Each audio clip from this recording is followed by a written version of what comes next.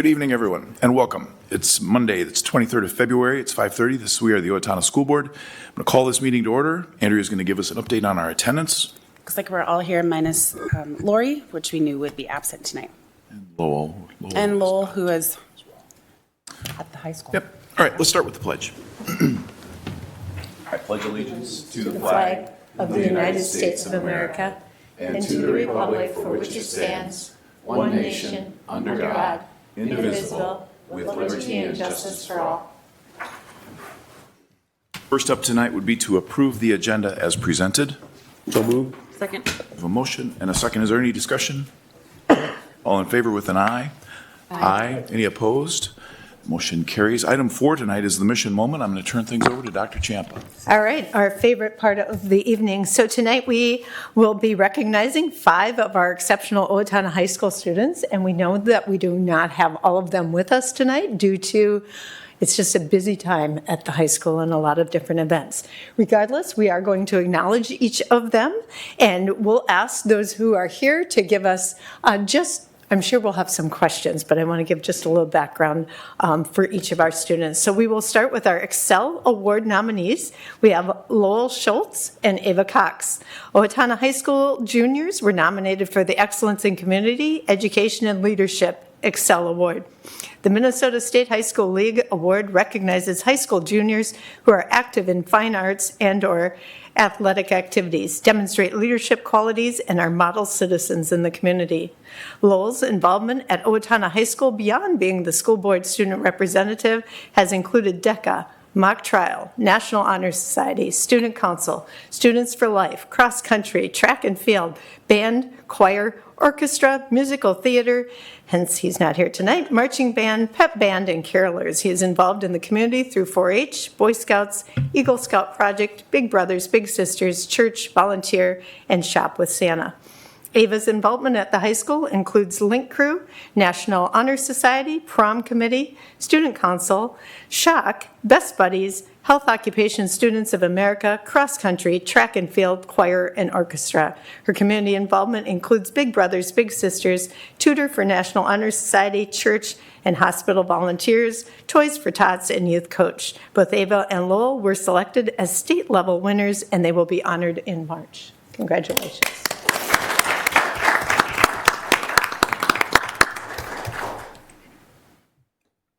Questions you have, or would you like me to continue? All right, next we have our AAA Award nominees. We have Will Helverson and Lucy Jacobs. Owatonna High School seniors were nominated for the Minnesota State High School League Academics, Arts, and Athletics Award, AAA. The AAA Award acknowledges a male and female high school senior with a 3.0 or higher GPA who participates in league-sponsored athletic programs and fine arts activities.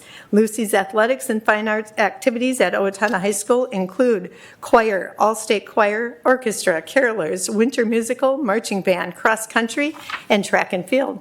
Will's list includes band, choir, orchestra, carolers, football, basketball, and track and field. Will was also selected as the Region 1 AA male nominee, one of 8 male finalists at the state level. Statewide winners will be announced in March, so congratulations to those two. And finally, we have Ayub Farah, who was selected as one of 2 Minnesota representatives for the United States Senate Youth Program. He will spend March 7th through 14th in Washington, D.C. for an intensive study of the federal government and the people who lead it. Ayub is the OHS student body president and has been involved in cross-country, track and field, speech, mock trial, National Honor Society, Knowledge Bowl, Key Club, and Math League, and participated in the Minnesota House of Representatives High School Page Program. We are incredibly proud of these talented students who are involved in so many ways at Owatonna High School and in our community. They are wonderful role models for our younger students, and we appreciate how they inspire excellence in all around them. So if you can also come up, and I know the board might have a couple of questions. I have one, and just how do you manage it all?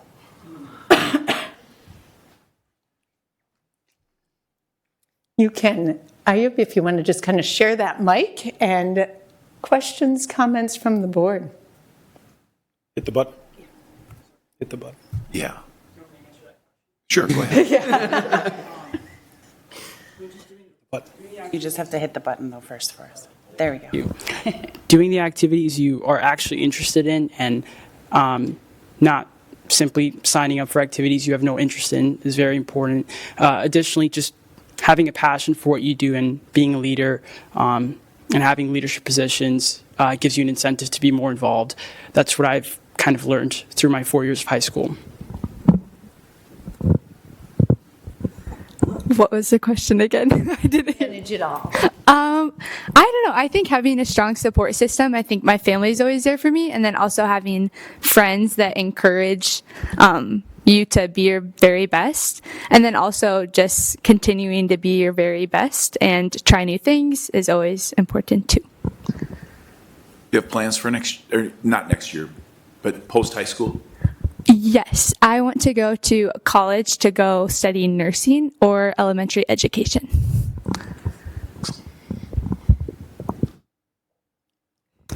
My plans include going to the University of Minnesota to run cross country and track. What are you going to study?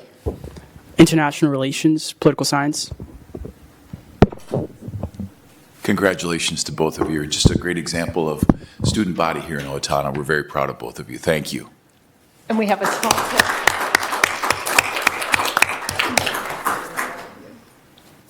Thank you once again. Thank you. Item 5 tonight is public forum. We have a couple of cards, and so I'm going to call each of these speakers up in the order that I've received the cards. Holly Radke, if you wouldn't mind coming up. And as you are making your way up, it's a good opportunity for me to remind everyone of the importance of meeting decorum. We do not allow slander, defamation, profanity, personal attacks, or revelations of private data. And as the chair, I respectfully request that the public refrain from interrupting the speakers during public forum. You're provided 3 minutes. We'll ask you to state your name and the subject you would like to address. So Holly, come on up.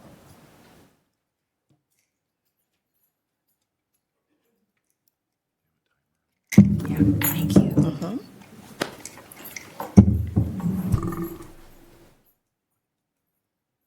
I just push the button. I think it's on right It's now. on. Yep. Okay. Do I sit or stand? Whatever you prefer. Okay. I'll stand.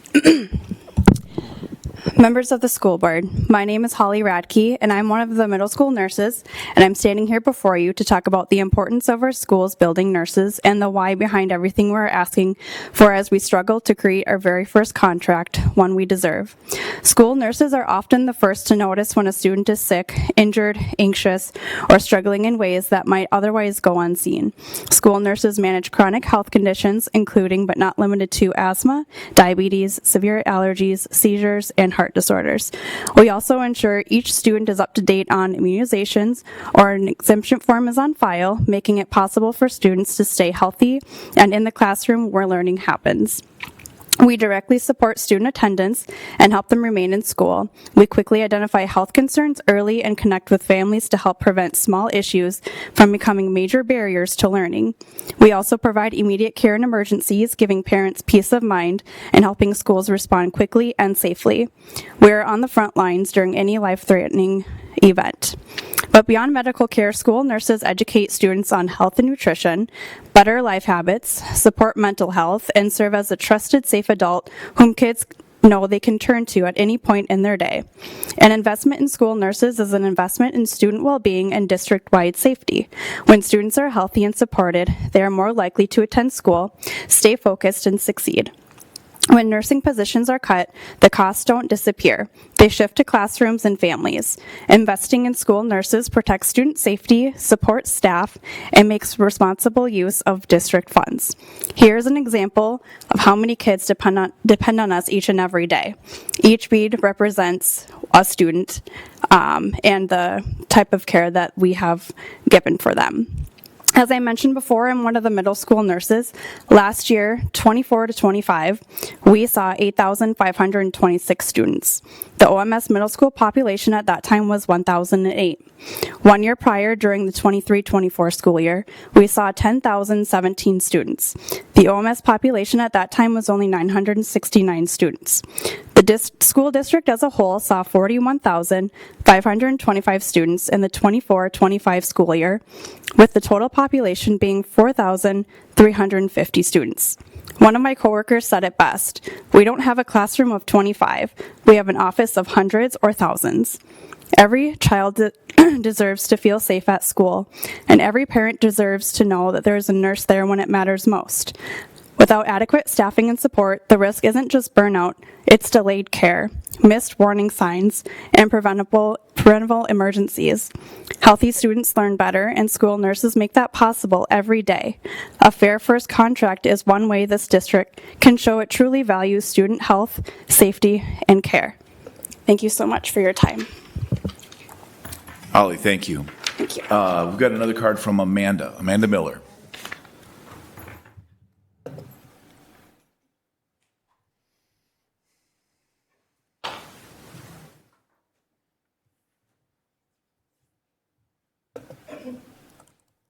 Hi, Amanda. Welcome.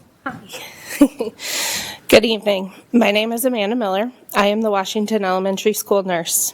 I'm here tonight to speak about the crisis that is quietly but steadily hurting the very people who keep our schools running and student health at school, the rising cost of school district offered health insurance.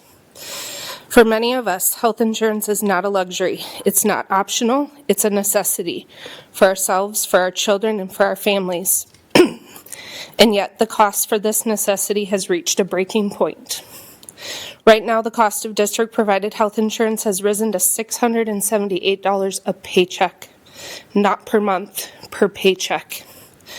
That means hundreds of dollars are taken out before we even see our earnings, before groceries, before rent or mortgage payments, before utilities, before childcare, before gas, and before the most important, student loans, which we all have, degrees, because of these student loans, which qualify us for our positions. It is the difference between stability and constant financial insecurity. We are nurses, but we are also educators, support staff, and custodians, all wrapped into one job. We dedicate our lives to serving students and families. We are told how valuable we are, especially during crises, but the reality is our compensation does not reflect that value when such an extreme portion of our income is consumed by insurance premiums. The result is devastating. Employees are being forced to make impossible choices. Some are opting out of coverage entirely, not because they don't need it, but because they simply cannot afford it. Others are taking on debt just to remain insured. And many talented, experienced staff are leaving our district or the profession that we love altogether. The math does not work. It is not sustainable. We cannot afford health care. When we cannot afford health care, morale suffers. When morale suffers, retention suffers. And bottom line is, when retention suffers, Owatonna students suffer as well. A school district cannot thrive when its employees are financially strained, anxious, and financially undervalued. We understand budget cuts are complex. We understand healthcare costs are rising everywhere, but understanding does not erase the reality of this burden for your employees. We are not asking for extravagance. We are asking for fairness. We are asking for solutions, and we are asking for relief. Health insurance should protect us, not impoverish us. Health insurance should be a benefit to us, not bankrupt us. If we truly value the people who educate, support, and care for Owatonna students' health every single day, then we must ensure that our staff can afford to stay healthy, support their families, and remain in the profession that they love. I ask this district board to treat this issue with urgency that it deserves, because $678 per paycheck is not just a number. It's a breaking point. Thank you. Amanda, thank you. Stacy Kirsch. Hi, Stacy. Welcome. Hi, thank you. Can you hear me? Yeah, if you can just pull that close, that'd be great. Thank you. Yep. My name is Stacy Kirsch. I'm one of the Owatonna Middle School nurses, and I've been with the district since August of 2013. I worked at Wilson for about a year before that. when I first applied, the district did not offer insurance to all nurses. At the time, I was willing to secure my own coverage, but as premiums increased, it became unsustainable, and I ultimately had to leave because of private insurance costs skyrocketed. My husband is self-employed, so coverage through him was not an option. Eventually, insurance was expanded after recruitment and retention became difficult. That change showed that when a system isn't working, it can be adjusted. Over the past 13 years, I have invested deeply in this district. Beyond daily student care, I've helped modernize our documentation process by transitioning medication records into Infinite Campus instead of relying on handwritten paper logs. That shift improved accuracy, efficiency, and accountability. I also helped initiate the scanning and digitalization of thousands of student health records so files could be centralized and accessible. That meant scanning years' worth of documents, often dating back to kindergarten, while still managing daily health office responsibilities. Once middle school files were complete, I helped support the elementary sites as well, where often only one nurse is staffing the office. That work reduces storage needs, protected records, and improved access to critical information during emergencies. This kind of initiative isn't unique to me. Our nursing team consistently looks for ways to improve systems, manage resources carefully, and fill operational gaps that would otherwise require additional staffing or cost. Yet after 13 years of service, I earn nearly the same wage as nurses with significantly less seniority because we were previously classified as non-affiliate. There was no clear salary structure, no advanced system, and no meaningful pathway to address compensation concerns. Experience, institutional knowledge, and system improvements has not translated into wage growth. Recognition is not about applause or being called out in a meeting. It's about how the role is structured and valued. For years, nurses have quietly taken on increasing responsibilities without a contract, without a salary schedule, and without a formal voice. During COVID, we were essential. Every year, we are essential. But the structure surrounding our role has not reflected that reality. I truly love my job and the students we serve. But loving the work does not mean the structure is fair. A strong first contract would not just acknowledge the contributions. It would correct a long-standing imbalance and create a sustainable path forward for those who choose to dedicate their careers here. Thank you for listening. Thank you, Stacy. And we have one more card from Kelsey. Kelsey Borchert. Booch. It's okay. Everybody gets it. Kesley Buckner. Oh, gosh. It's okay. It's not spelled like it sounds. It's okay. Kesley, I messed up your first and It's your okay. last name. I know. It's all right. I'm sorry. No worries. Welcome. We're glad you're here. Thank you. You have 3 minutes. All right. My name is Kesley Buckhart, and as of January 2nd of this year, I am the only full-time high school nurse due to budget cuts for next year and the district cutting the other high school nursing position. I love my job dearly and the students that I work with, and all of the school nurses in Owatonna do. This is the first year we are able to sit at the negotiation table because we have now formed a union. In the past, we attempted to bring concerns to human resources, but were told that without a negotiation group, there was nothing that could be done. For years, we have simply been given what the district decided. We were informed by HR this year that the school board sets the parameters for each bargaining group and that we are expected to remain within the same total package as the teachers, around 10% or less. We understand the desire for consistency. However, equal percentages do not result in equitable outcomes. When a group of hundreds of teachers earning $50,000 to $90,000 receive a 10% total package increase, that represents millions of dollars. When 7 nurses earning $30,000 to $35,000 a year receive a 10% total package, that amounts roughly to $30,000 total to be divided amongst all of us for wages, insurance, retirement, holidays, and everything else. A percentage increase affects a $90,000 salary very differently than it affects a $30,000 salary. We are nurses licensed by the Minnesota Board of Nursing, required to maintain professional credentials and continuing education. The level of responsibility in our roles, from managing chronic health conditions and medications to responding to emergencies, reflects that licensure. Yet our wages and benefits do not align with comparable nursing roles such as Northfield or Waseca school nurses, or with the level of responsibility that we carry. After insurance premiums are deducted, some nurses are bringing home less than $20,000 a year. Several of our most recent nurses left because the math did simply not work. When experienced nurses leave, students lose continuity of care and families lose trusted relationships. We understand budgets are tight. However, the first contract sets the baseline for our future of school nursing in Owatonna. We are asking that our contract be considered differently than other groups with long-established agreements and significantly higher salary bases. We are asking for a fair starting point, one that allows us to remain in this profession that we love and ensure the students have consistent access to licensed medical professionals in their buildings. This would support retention, protect stability, and reflect the values that this district places on student health and safety. We respectfully ask that the board reconsider the parameters it set for our first new contract prior to our next negotiation session on March 3rd. Thank you for your time. We also had 2 nurses that couldn't come tonight that will be emailing you their thoughts and on this. So just look for those in your email. Thank you. Thank you.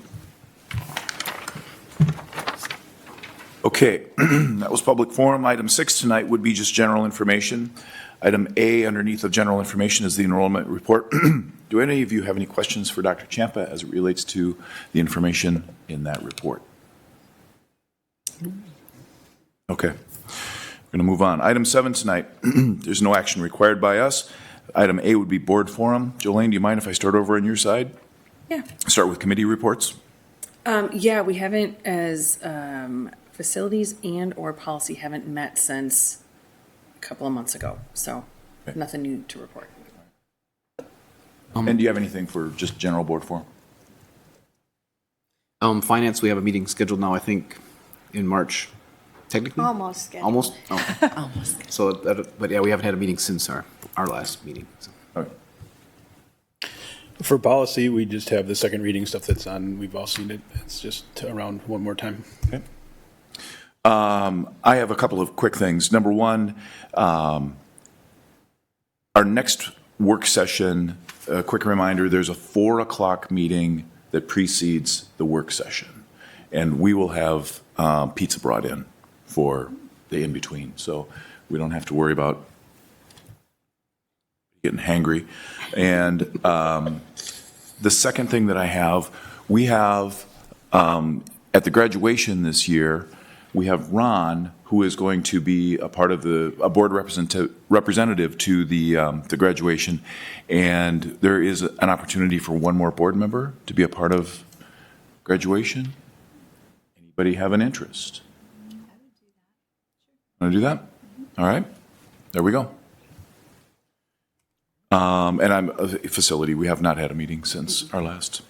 I'll turn it over to I don't have Andrea. Too much to add since facilities hasn't met, but Ron and I are both halfway through our new online training with MSBA, so we'll do that. And excuse me, I've had a chance to watch or just help feed the musical cast a couple times during their long rehearsals, and they're working really hard, so I'm excited to see that come together this week already. So get your tickets.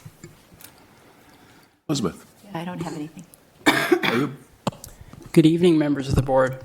Our school is entering a very exciting period. Championship season's under the way, with gymnastics placing second in the state and multiple wrestlers qualifying for the state competition. Speech season has begun, mock trial is qualified for state, and our musical opens this week. At the same time, the student government is preparing to host a state conference April 11th to the 13th. This past Friday, I was unfortunately unable to attend the advisory meeting at the Alternative Learning Center, but Lowell was able to attend, and we'll have a comprehensive report prepared for the next meeting.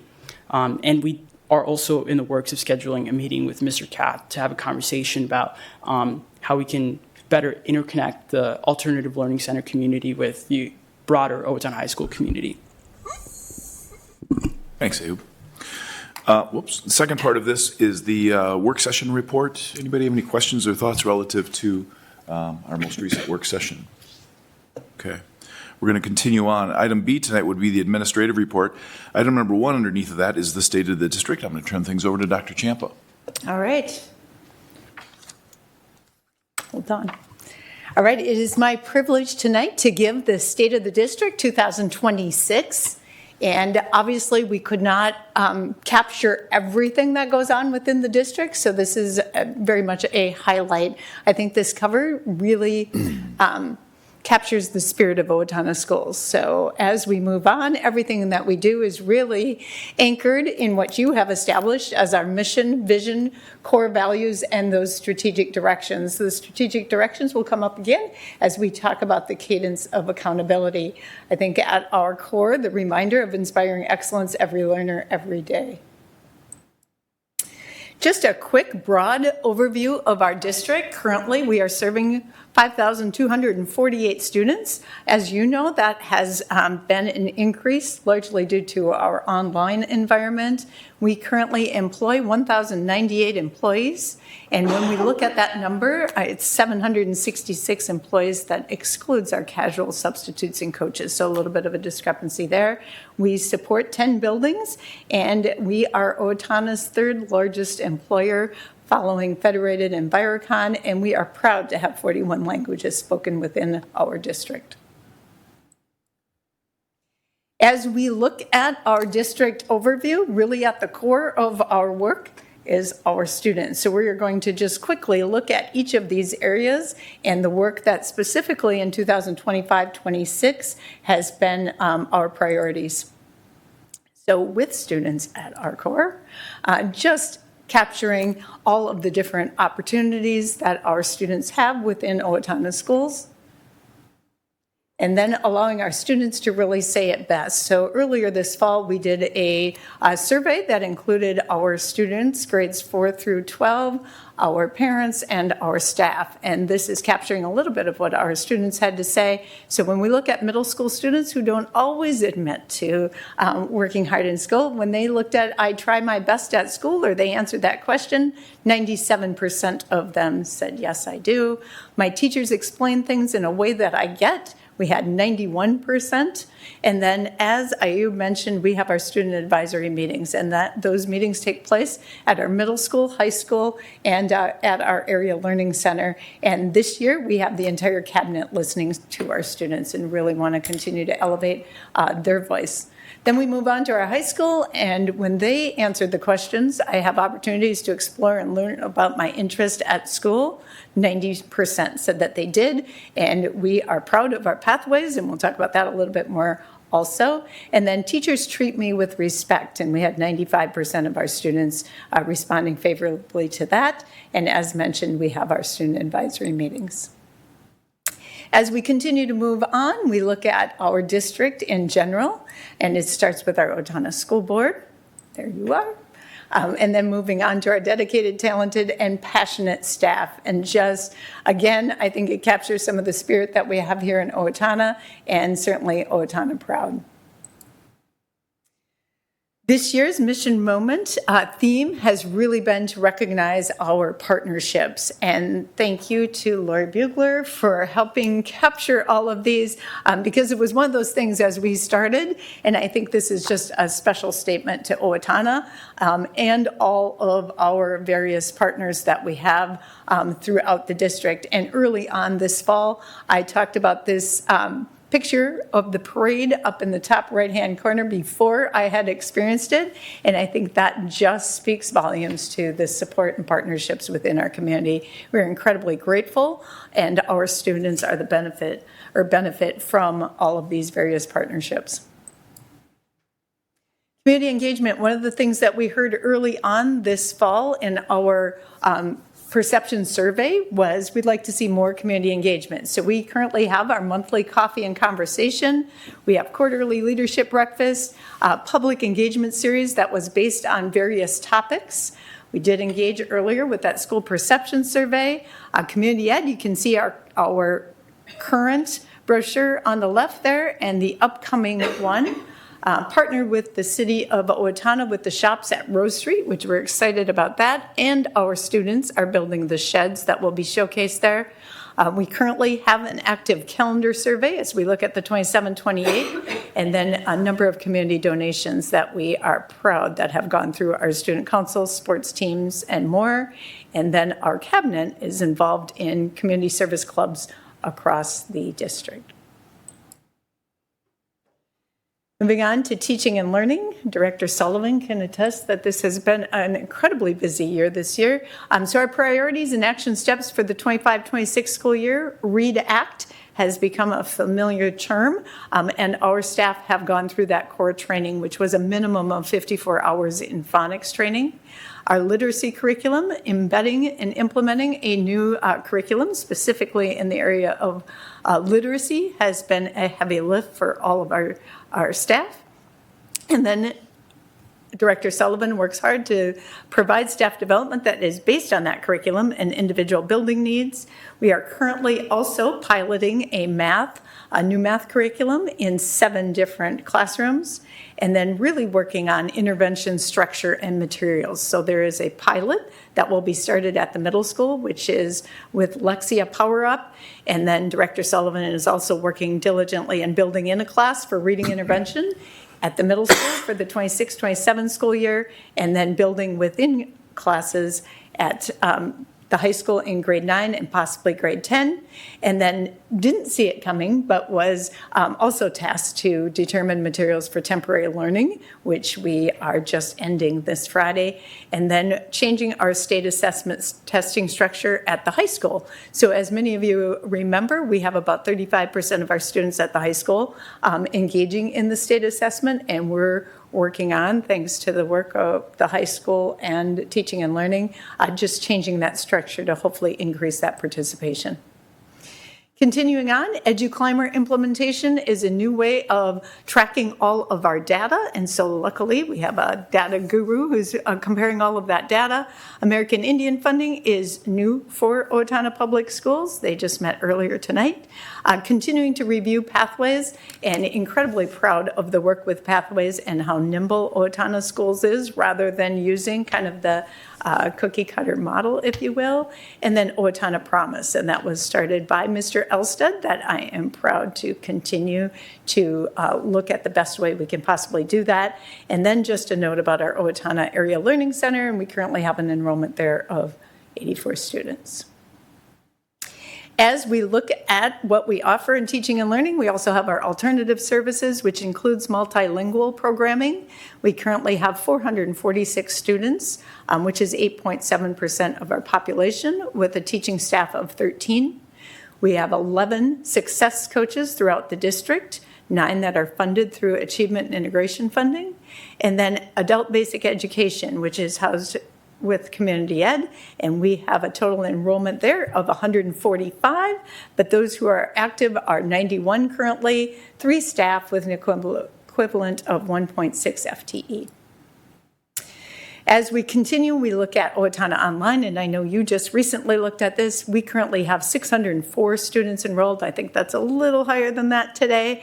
60% are non-resident enrollment, so when you look at that enrollment, we have 156 open enrolled, 209 in our partnership, and 239 are resident students, with most of our students, 81%, at our secondary level. Special services, another big area for Owatonna Public Schools. Love the model, changing the way people see other people. And we are currently serving in this area 1,141 students, or 22% of our enrollment. And you get a quick glimpse of the areas that we are serving, and then by grade level as well, with the area that has the largest focus is specific learning disabilities. Minnesota assessments, this is just a glance. This is looking at all students who have taken the Minnesota assessments. And again, we're really hoping to have more participation so we can really look at this more clearly. And with this, each of our buildings looks at it, and we dissect this in many, many different ways. This is more of a global overarching view. Reading and science. Science was a change. That's why you don't have the historical data. Cadence of accountability, we bring back in those strategic directions. So all of our leaders have set SMART goals in the respective areas, and hopefully those are continuing to rise as they reflect on their goals on a monthly basis. And you get to see collectively those strategic directions. Moving on to technology.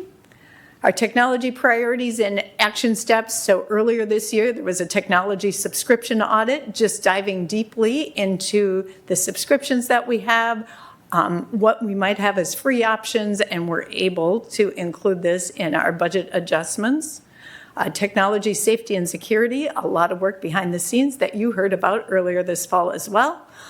Able to secure a technology grant award, which went directly to that safety and security, and then a 5-year plan that our tech department led by Mr. Helverson with what that plan looks like with the firewall, virtualization, wireless, and wired networks. And then Owatonna Online, with the increase in our online enrollment, has also been an increase in the demands in our technology department. Facilities and safety, just a glance at all of the facilities within the district. We are incredibly proud of our facilities, and the Owatonna Education Center has the glow around it because that is the building that we are planning to focus on as we move forward to house community ed and our early childhood programs. Safety and security, a number of areas this particular school year that we have elevated. One of them is our standard response protocol and how we respond to safety within each of our buildings. That is paired with a Raptor app so that a hold can be launched in a respective building. The rest of us all see what is happening in each of those. And I will just tell you, I always quickly look to make sure it's a drill. And if it's not, there's a lot of quick phone calls. But collectively putting all those things together, we had Homeland Security walk through both our middle school and high school earlier also and provided some feedback of how we could better secure our environments. Director Olson has been busy with safety training this year and looking at our access control. And we're also proud of partnering with the city of Owatonna as we have walked through tabletop exercises and how do we support each other. Okay, finally, budget. As we look at our budget, the 24-25 school year, our budget is slightly over $80 million, and our goals in the area of our budget are to be strategic, have a balanced budget, and maximize our funds. As a reminder, before the levy earlier this fall, when we compare to our general fund revenue per pupil, you can see we have the big 9 districts are the blue, the metro are the orange, the statewide average is right here, and Owatonna is here. So just a reminder that it's a requirement that we are strategic, balanced, and maximized. And that led to our budget adjustment considerations. So last month you approved a budget adjustment of $3.8 million. And then just another shout out to our finance department. Not only have we made these adjustments, but they are working to ensure that we have budget boot camps for all of our buildings, looking at all of our processes, whether it's with the Owatonna Bus Company, looking at all of the checks and balances, and ensuring that we have purchase orders across the district. So continuing to tighten all of our processes there. And finally, it is the legislative session, and so we are, like many of those combined platforms, looking at additional support for safe and supportive schools, that special ed cross-subsidy, and stable and predictable funding, which includes unfunded mandates as we continue to adjust our budget. These things just emphasize or add to the challenges before us. That was a bit fast and furious. Any questions or comments that you have?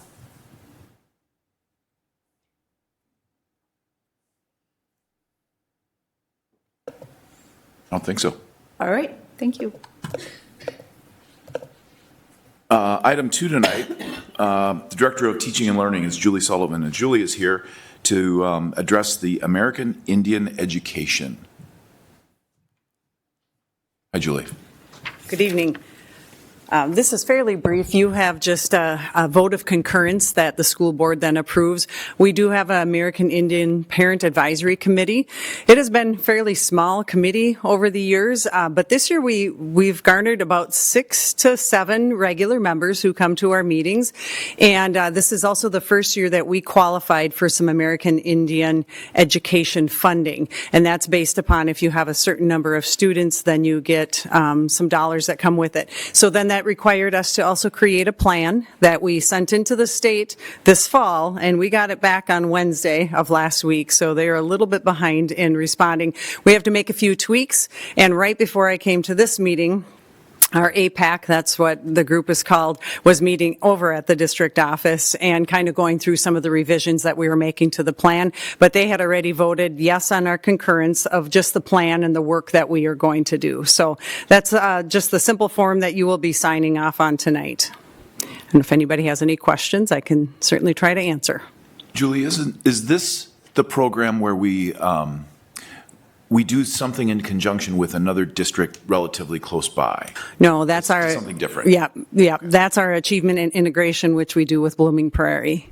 Yeah, this is different. This is based upon the students that identify as Native American, and when you hit a certain threshold of students, then you qualify for some funding, and then you're required to have a parent advisory committee as well. So. Got it. And this vote of concurrence, there's nothing that we're voting on tonight. Nope. You're just here to tell us that your conversations with the American Indian, the Native American population is recognizing the concurrence of the programs that you're making a part of curriculum. Correct. Yep. They approved of the work that we're going to do in the plan that we put in place. Yep. Do you have any questions? Excellent. All right. Thank you. Thanks. And then item 3, back to Dr. Champa, the cadence of accountability. All right, so you likely have, there we go. We just talked about this a little bit. This is just tracking the goals with all of the strategic directions across the district. And when you hear one of our building leaders or cabinet members speak to their goals, that's reflected in their combination efforts here. Walk us through this. What's the vertical axis number mean? So the 10, the 8, the 6. Yeah, so each month when I reflect on my goal, I can say it's a 0. I really haven't done much in that specific goal area, or it's a 10. I've completed that goal. It's been successful. What you're seeing is progress in between. And in some occasions, maybe it's high quality teaching and learning. We're waiting for something there, well, another one moves up. So this is taking everyone's goals, putting them together, and giving an idea of where we are monthly in all of those respective strategic direction areas. And the metric that we're measuring, are these broadly the staff's interpretation of how well they're achieving this, or are these based on test scores? So these are from all of your leadership staff. So as a cabinet member, I make a goal on safe and caring community that we are going to be auditing. I'm just making this up. We are going to audit all of our access points and make sure that we have engaged with Homeland Security. I have a very SMART goal, and then monthly I reflect on that. Okay. Questions? It looks like we kind of plateaued a little bit, though, or A little bit. we saw some good gains, and then Yeah, and I think, if you're at a 7 or 8, until I maybe finalize that goal, you might see a little bit of that in the middle. All right. Any other questions? Okay, hearing none. There's one more thing I want to, Julie, if you're still here. Yep, can you come back up for just one quick second? In the report that we had this week, Julie talked a little bit about a form of testing, and it's not something that I recognized. Can you talk a little bit about that? Yeah, so with the READ Act implementation, one of the requirements for the state was to, all school districts had to use what they call the CAPTI exam. So first of all, schools use whatever their screeners are. Some might use DIBELS, some might use NWEA, we use FastBridge. And then based upon what our district sets as like a kind of a threshold, if we have students, let's say, who scored in the fall and the winter at the 40th percentile or below, we might say, well, we want to do that next level of screening, and that's where CAPTI comes into play. So last spring, they kind of surprised us by throwing this exam in, which came with a little bit of a cost as well. But it's a fairly quick test. This year, we were required to do 4 of the elements of it. Next year, we have to do all 6 of them. So that was from 4th grade up through 12th grade. So our high school students, we had to do it twice because of the block schedule, the first semester and then the second semester. And then that gives us further information on how a student is doing. And really, all of it is designed to recognize characteristics of dyslexia, which really means just challenges with reading. And so then it might tell us that this student is struggling with a certain area, and then we have to figure out how we're going to intervene. So next year will be the first time that we're doing a little bit more formal interventions at the middle school and the high school, because that is a requirement based on the CAPTI testing. So, Julie, is this an outcome of the READ Act, or would this have come around anyway, whether we had the READ Act or not? I think this was an outcome of the READ Act. Okay. Yeah.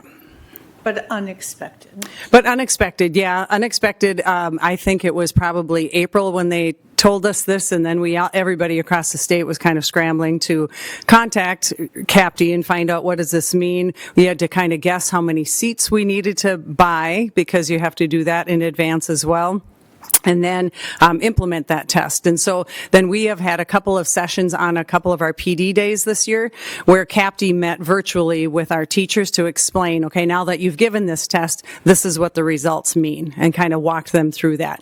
But we're still, the elementary did it for the first time, our 4th and 5th grade, just this winter, because we used fall and winter data points, and then we gave the CAPTI to our 4th and 5th graders that qualified for that. So still kind of sorting through all of that data. They just finished that up within the last couple weeks. And what, you just said it, what was the number approximately? What's the percentage of kids that took the test? Yeah, that you've identified and said, this might be some of the issue that you're struggling with your reading. Right. And I guess I don't have the exact percentage here, because also at the high school we had quite a few families opt out of taking that test, which is our little bit of our mantra in Owatonna right now. But or students just didn't show up when we gave the test or gave the retake on it. But if they were in that 40th percentile or below, I know we bought more seats than what we needed across the district, and I don't have those exact numbers for you here, but I will shoot those to you in an email. Would you? Thanks. Yeah. And I apologize to all. It caught my eye as I was prepping for this. Yeah, it's fair, and I think I put it in my report without explaining what CAPTI probably was, so that's a fair question. Fair enough. Thanks a lot. Appreciate it. Okay, moving on. Tonight, item 8, the first would be the consent agenda. Again, the reminder is we're approving the minutes from January 26th and February 9th, as well as the disbursement and the personnel reports. Does anybody have a reason that we would pull anything out? Hearing none, we'll entertain a motion to approve. So moved. Second. We have a motion and a second. Is there any further discussion on this? Hearing none. Andrea, if you would. Sure. Jolene? Aye. Ron? Aye. Tim? Aye. Mark? Aye. Elizabeth? Aye. And I am aye also. 6-0 pass. Carries. Thank you. Item 9 tonight, there are a couple of things that require board action. The first of which is a resolution relating to general obligation school building refunding bonds, Series 2026A. We have a guest here. I'll turn things over to Dr. Ciampa for some We introduction. do. So thank you for your patience tonight. We have Mr. Seeley here from Ellers. So if you want to come up and tell us a little bit about this, we appreciate it.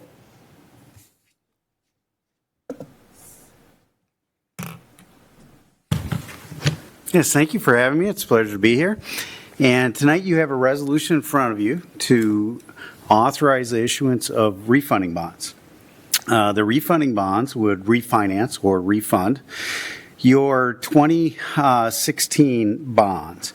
That dates back to November 2015 election, and it was over 70 million. You dealt with a lot of security issues district-wide. You dealt with deferred maintenance, parking lots, boilers, HVAC, plumbing, electrical, and then it also financed some additions to the middle school, and I believe there's a conversion from junior high to middle school at the time, and also some additions to Lincoln and McKinley. So that's the origin of the bond that we are refinancing. So we're estimating about $32 million need to be issued, and that's going to fluctuate. It'll be determined on the day of sale based on the bids, because some of the bids will have a little higher premium, some will have a little lower premium. Whatever premium we get, we apply towards the refunding. So we'll refinance the 27 through 36 maturities. That's all the remaining maturities of that $65 million 2016 bond. So all the remaining maturities will be refunded. This had a call date. A call date is when you can go ahead and conduct the refinancing of February 1 of 2025. Now, it was not showing savings. One of the reasons it wasn't showing savings is it has a 3% interest rate. So current interest rates have to really get down there before you see a savings. So because it's carrying such a low interest rate, you got a heck of a deal at the time, but your refunding is not going to save as much as if, say, it had a 3.75 or 4% coupons on it. But right now, we're estimating about $240,000 savings. Now, that savings estimate assumes a 10 to 15 basis points cushion. So if rates pop up a little bit, so if I remove that cushion, it'd be over $400,000 savings. So if we sold them right now at the exact market rates, it'd be over $400,000 savings. So it's adding up to a significant number, but it's not a large refunding, mainly because you had such low interest rates on the original bond. So just a reminder that whatever you save, that money goes back to the taxpayers on debt service, a reduction of the debt service. It is not available for spending in the district and so forth. So the new bonds will have a term of just under 10 years. Principal will be paid February 1 of 27 through 36. You'll be enrolled in the state credit enhancement program. That's the program where the state would step in should there be any default.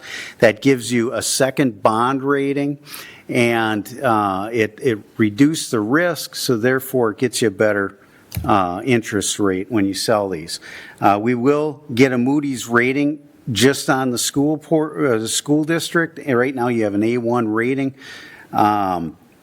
We'll go through that process, and a pretty good chance you'll retain that rating, but we'll go through that again. We'll do a competitive bid process nationwide. We would expect to see 8 to 10 bids on it, mostly regional and East Coast. So we'll do a bid process on it. We will just hit a few more highlights here. So the proceeds from the bonds, so when you sell the refunding bonds, those proceeds will go into an escrow account, and we will invest those in state and local government securities. Those have a fixed rate, so we can determine exactly how much interest that they will earn while they're in an escrow. So the bond proceeds plus the interest earnings from those state and local government securities will be sufficient to pay off the old bonds. So they'll be invested from when we close on this bond, April 15th, till the redemption date of May 20th. So only a month and a few days. But there will be some interest earnings on that. So other dates, your bond counsel is Dorsey and Whitney, same as you have in the past. Paying agent is Bond Trust Services, rating agencies Moody's, the escrow we're going to use Zions. So really no change in those. So tonight, you have the authorizing resolution, and we'll go through the process. It'll be about 4 weeks or so. And then on March 23rd, we'll take bids in the morning. We'll bring the results to you. You will pass a resolution that awards the sale of the bonds to the winning bidder. The closing date, that's when the money from the new bonds will be transferred to the escrow, is April 15th. And then May 20th, those funds the escrow will pay off the old bonds. So that will conclude the refunding at that time.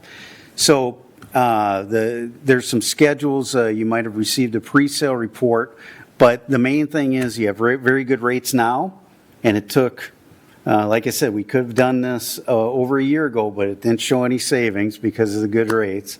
We're finally getting some savings, so we're moving ahead with it. And we're likely at current rates about $400,000.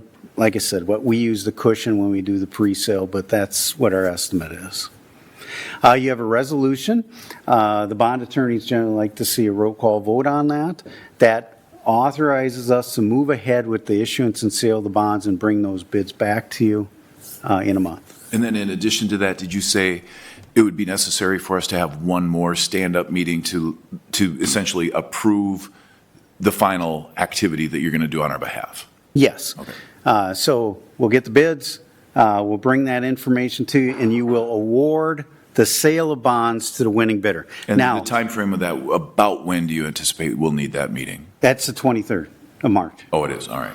Yeah. Now, if something happens in the market and it isn't going to take much to either add to your savings or erode the savings. So if it goes in the wrong direction, we will be in touch with Mark, and it might get postponed if we start losing savings, because no one wants to go through this process unless you're going to save money, obviously. So we'll be monitoring that, and we'll run some estimates probably within the week of selling those bonds. Questions? So do you anticipate any other expenses that we wouldn't incur if we didn't do this, or that savings accounts for that? That savings is net of all expenses. Mm-hmm. It counts for it. And is this extending those then, though? Because you said at one time you said Nope. 2030 and then 2037, so it's the same time frame. Your old bonds go through 37. Okay. The new bonds will go through 37. So it does not restructure the bonds.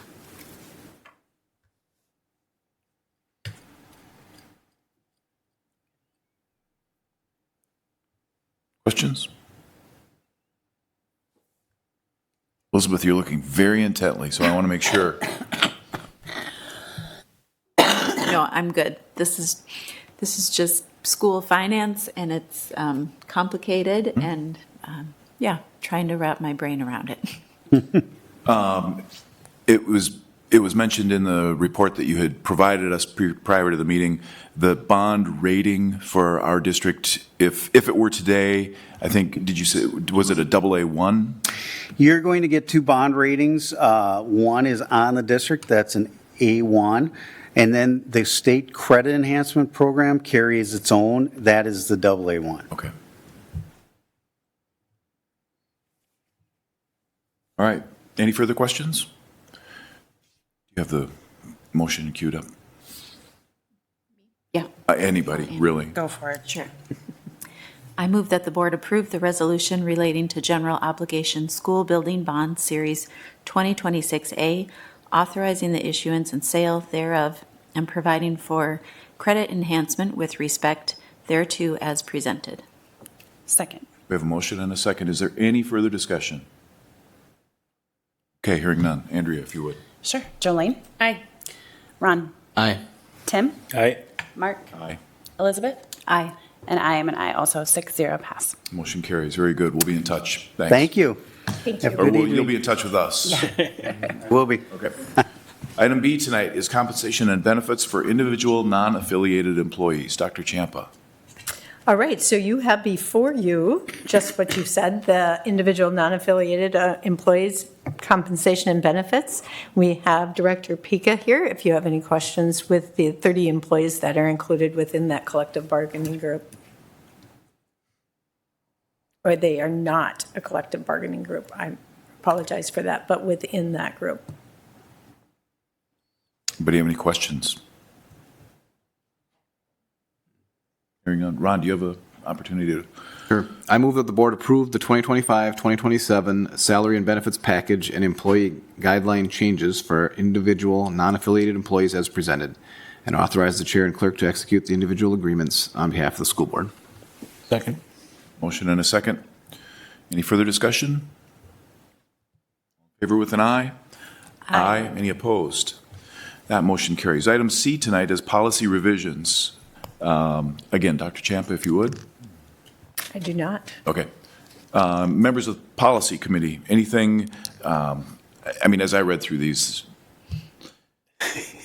There's a slew of them for a reason. Yeah. Not a lot of change. They're technical updates largely. And we saw these all once before last month, so. yeah, second reading. Okay. Anybody have any questions for members of policy? One of you would please, maybe somebody from policy could introduce this. I move that the board approve the revisions to the policies as presented. Second. We have a motion and a second. Any further discussion? All in favor with an aye? Aye. Any opposed? That motion carries. Lastly, gifts to the district. Again, and always appreciative, but there's some very nice gifts in the district. Anything you would like to add, Dr. Champ? No, just thanks for the continued support. Would one of you please introduce this motion for us? Sure. I move that the board approve the resolution for acceptance of gifts as presented. Second. A motion and a second. Any further discussion? Last roll call vote, if you would, Andrea. Sure, Jolene. Aye. Ron. Aye. Tim. Aye. Mark. Aye. And Elizabeth. Aye. And I am an aye also. 6-0 pass. Item 10 tonight would be to adjourn. I'll make the motion that we adjourn. Second. All in favor with an aye? Aye. Any opposed? That motion carries. Thank you.